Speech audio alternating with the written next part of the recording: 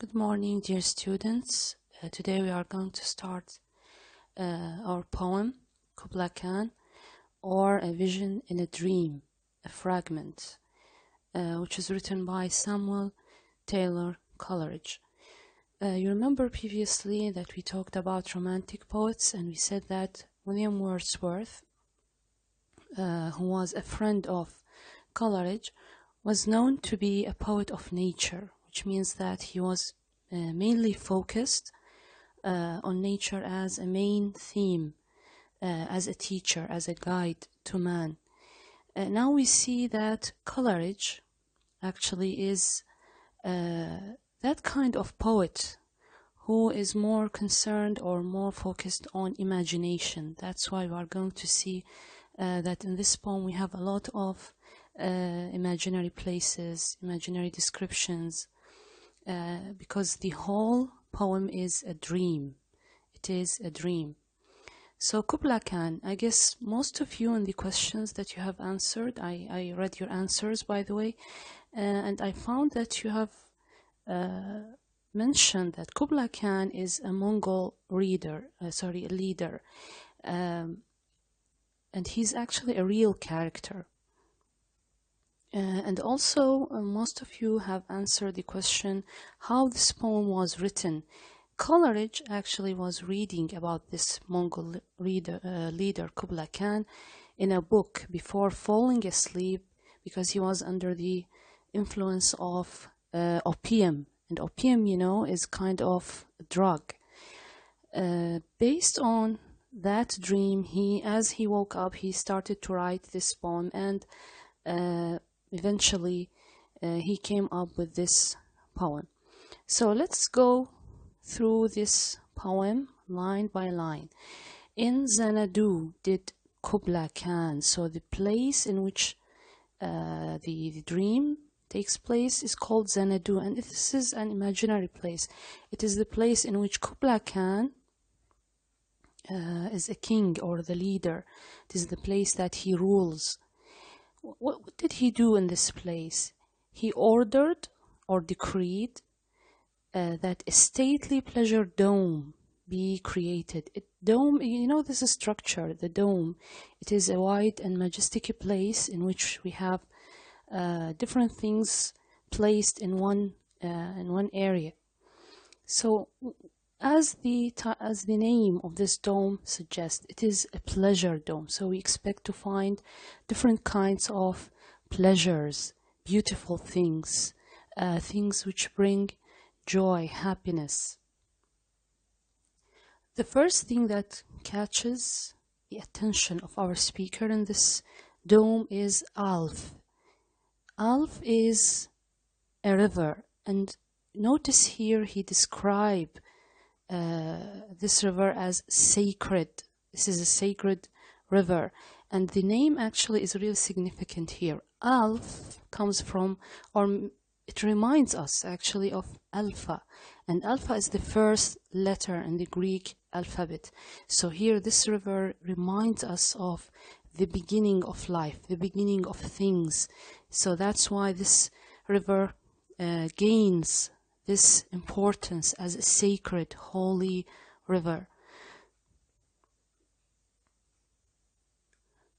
Now, how does this river move? Look at this. He says that this sacred river ran through caverns measureless to man.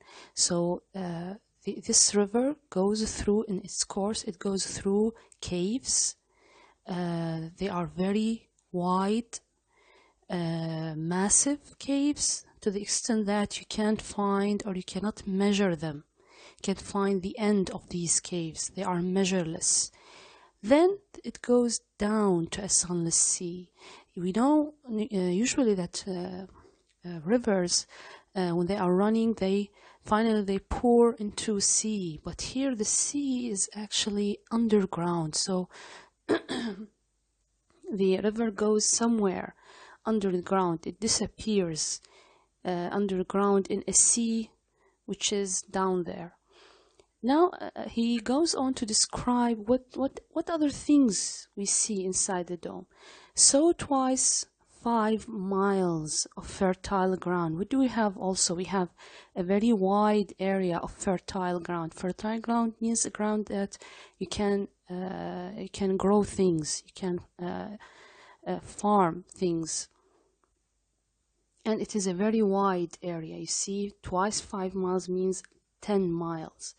With walls and towers were girdled round. So as if this, let's say this dome, this very wide area, is surrounded by walls and towers for the protection of these pleasures, of these beautiful things inside the dome. And there were gardens bright with sinuous rills, where blossomed many an incense-bearing tree. Till now, all the pleasures that we are seeing inside this dome are beauties of nature, things that are pleasant to see, things that are pleasant even to smell. Incense bearing. Incense is this beautiful substance that upon burning, it gives a very beautiful smell. And I guess in your handout you can see the meaning of this expression. And actually such incense, where do you find it usually? It is found in religious ceremonies. So as if here the smell of the incense can add even more to the value of this place, how beautiful, how mystical the place is. And here were forests, ancient as the hills, enfolding sunny spots of greenery. So the place seems to be really filled with natural things, forests, green areas, sunny spots, hills, rivers. Everything here seems to be really pleasant to watch and pleasant to smell. It is something very beautiful to enjoy. The senses enjoy this place. Now we see, here we see somehow the poem goes, if we are talking about the form of the poem, we will see that the poem has somehow different form here in this second stanza. So as if the poet has moved from one place to another, and in this case he moved from the inside of the dome of pleasure into the outside. So here this stanza refers to the wild nature outside the dome. So what happens if the dome contains all these beautiful enjoyable things? What about the outside? What do we find in the outside? In the outside, it seems our speaker here is really surprised when he says, but oh, that deep romantic chasm which slanted down the green hill athwart a sudden cover.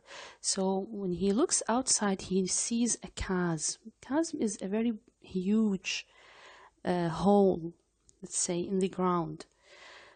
And it really surprises the speaker when he looks at it. And you see, because this is a dream, and in dream we don't expect to find logical things. Things always seem to be, or the, let's say, images come which are not necessarily related to each other. So here the dream takes our speaker into somewhere else outside the dome, a savage place. So what kind of place it is in the outside?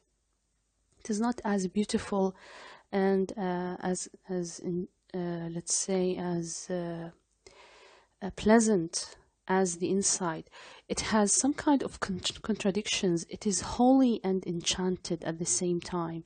There is something magical and something mysterious about this place. Then here you see, as ever beneath a waning moon was haunted by women wailing for her demon lover. So here you see there is another image, another scene, since as I have told you, this is a dream, and in dreams usually you can't explain what exactly you are looking at or what are the scenes which come to you. So here, since the poet is describing a dream, the place is filled with weird and mystical scenes like this one, where a woman is crying over a demon lover. So here the description of a demon lover. So this is a place in which we can find demons, magic, unexplained, strange things. And from this chasm with ceaseless turmoil seething, as if this earth in fast thick pants were breathing. So the place is in a state of unrest. There is something which is struggling to come out of under the ground, from under the ground. A fountain here in this in these lines, he is talking about something which happened here. A fountain comes out of the chasm as if it was breathing quickly. So when he was looking at the ground, there was some kind of unrest, turmoil, as if the earth is breathing, breathing quickly, pants. And suddenly something comes out, water comes out. With water are huge fragments of rocks, like hails. You know, hails, when sometimes it is raining, we don't have drops of water, we have hails. In Arabic we call this الحالوب or barad أحيانا نسميه. Like hails, or like wheat which flies around when being hit with a flail. So here he makes two comparison between two things in order to make the image clear to us. So there is this fountain which suddenly came out of the ground, and it is filled with all these rocks and fragments. The fountain is actually the sacred river Alf, which came again. You remember in the first stanza, it goes down under the ground and then disappears, but it seems that it doesn't stop. It continues its course until it comes out in this place, out from this chasm in a form of a fountain, and then it continues its way. 5 miles meandering with a mazy motion through wood and dale the sacred river runs. So it seems here that the river runs through a continuous motion, going once again into the caves and then down to the sunless sea. You see, then reached the caverns measureless to man and sank in tumult to lifeless ocean. So again, here we see that this river is going through this continuous circular kind of motion. It goes again to the same place that it started from. And mid this tumult, Kubla heard from far. So where's our leader here, Kubla Khan? In the middle of this, suddenly he heard something. What are these things that he heard? He heard ancestral voices prophesying war. So Kubla hears voices which warn about a war. So the outside of the dome is not only savage, but also destructive. There are let's say magic, demon, war, destruction. It is a really rough place. It is not in any way similar to the inside of the pleasure dome, in which we can find all the beautiful and pleasant, joyful things. The shadow of the dome of pleasure floated midway on the waves. So if you are standing outside the dome of pleasure, you can notice that the dome of pleasure has a certain shadow, and this shadow is casting, or it can be seen over the waves. Here the waves, he's talking about the waves of the sacred river Alf, okay, where was heard the mingled measure from the fountain and the caves. You see, the dome of pleasure is casting its shadow on the outside world. This place which Kubla created comprised in it all contradictions in a strange manner, as if they are reconciled. So it's really something really strange. How can all these different contradictory things be in the same place? It was a miracle of rare device. Here, when he said it was a miracle, he is referring to the dome of pleasure. The dome of pleasure it was something like a miracle. You can't find such a thing at any place. It is rare, something that you just meet in your dreams. why it is so rare, or what makes it a miracle? Because we have a sunny pleasure dome with caves of ice. How can you have sunny place and you have caves of ice at the same time? So here the dome of pleasure represents this reconciliation of the contradictions, of the opposites. And here it seems our poet is able actually to represent this reconciliation in a very good way. Now we see here this last stanza that, if you remember from the questions that I have given you, I asked you why the last stanza seems or looks different from the rest of the poem, and most of you answered because it was added later, which explains the difference in rhyme and style. The reason is that Coleridge was interrupted in the middle of this, in the middle of his writing, so he could not complete the rest of the poem. So there is a reason for that, because he was trying to remember what he has seen in the dream as he was writing, but suddenly someone knocked on the door as he was writing. When he goes to open the door and come back, he couldn't remember anything from the rest of the dream. But here we have something to notice in this stanza. What did he see? He saw a damsel. Damsel means a lady. And this lady had a dulcimer. Dulcimer is a musical instrument. In Arabic, we call it al-qanun, something similar to al-oud. It's a beautiful oriental instrument. And you see here we are talking about oriental landscape. So maybe the poet has seen something oriental.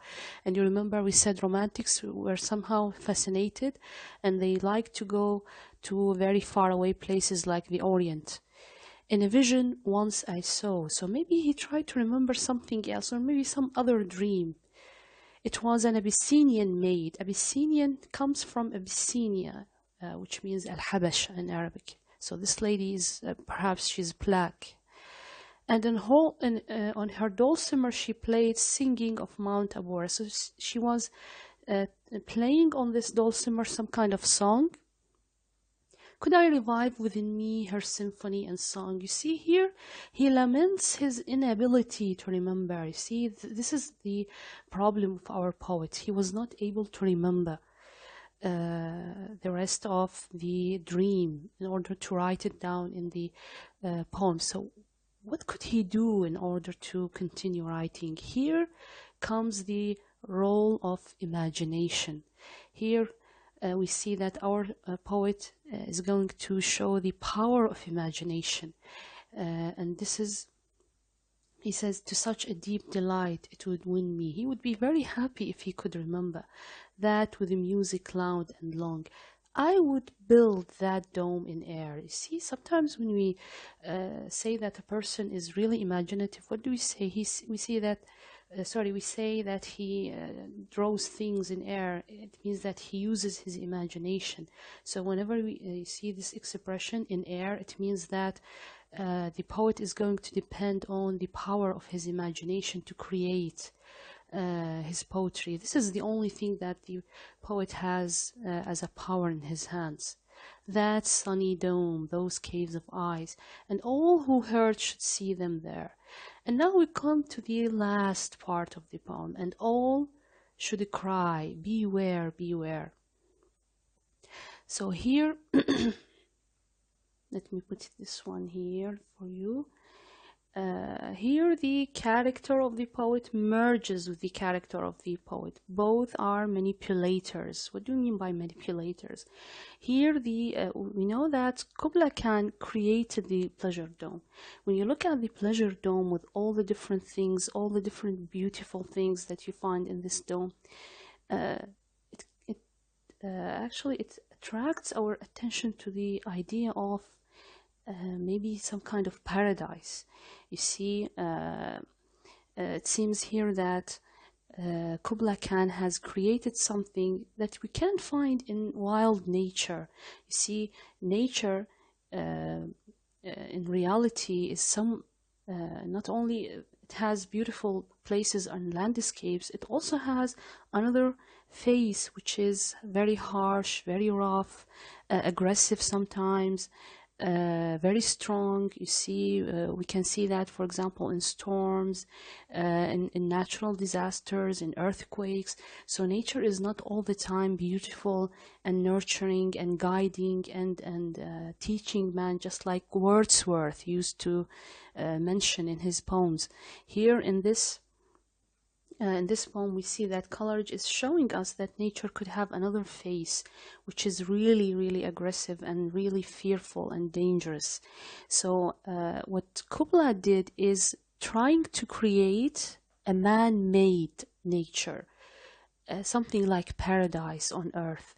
He was trying to create something to manipulate nature. Instead of having all these things in nature which are wild and real, he tried to create something else, something which is more, let's say, unrealistic. You see, it is unrealistic, manipulative. He manipulated the physical world, the nature, the wild nature, and created something more human. The same here in this last section, we see that the character, you see, the character of the poet merges with the character of the poet. Sorry, the character of here I have to correct this one. The character of Kubla merges with the character of the poet, which means what? It means that both share this manipulation. Both are manipulators. Kubla is a person who manipulates nature, while the poet manipulates through words and fancy. The power that the poet has is his ability through imagination, through words, to manipulate ideas, images, in order to create a certain feeling or a certain reaction from the audience or from the readers. You see, so here he mentions in the end some kind of strange ceremony. His floating hair weave a circle round him thrice. Here we don't actually understand who's this character that he refers to. That's why here I told you that we have this merge between two characters. We don't know if he is talking about himself or the character of Kubla. That's why we assume that he is trying to merge two characters at the same time. For he on honeydew hath fed and drunk the milk of paradise. You see, so here in the end of the poem, we see that our speaker was trying as much as he can to remember anything about this dome. So we can come up with certain themes: man and nature. The speaker's admiration of the wonders of nature is present in this poem. Yet, what is striking and somewhat different about the portrayal of nature is the depiction of dangerous and threatening aspects of nature. Unlike Wordsworth, who presented nature as teaching and guiding man, nature here is rough and dangerous, that can only be tamed by a male explorer like Kubla Khan. This could be a possible theme. Another one is the poetic creativity. Throughout history, many artists have also spoken of having visions or dreams, or being caught up in trances in which their creative imaginations were freed of inhibitions, and their best creative work was possible. So what makes a poet creative, or what is the source of the poet's creativity? Is it imagination, something from his own, let's say, imagination, or something outside, just like Coleridge, who was we can assume that he was mainly influenced by opium, the drug that he has taken before falling asleep and having this dream and then writing this poem. So could you possibly think of any other themes? I don't know. This is up to you. And thank you for listening. If you have any questions, if you need anything to be clarified to you, you can ask me at any time. Thank you so much.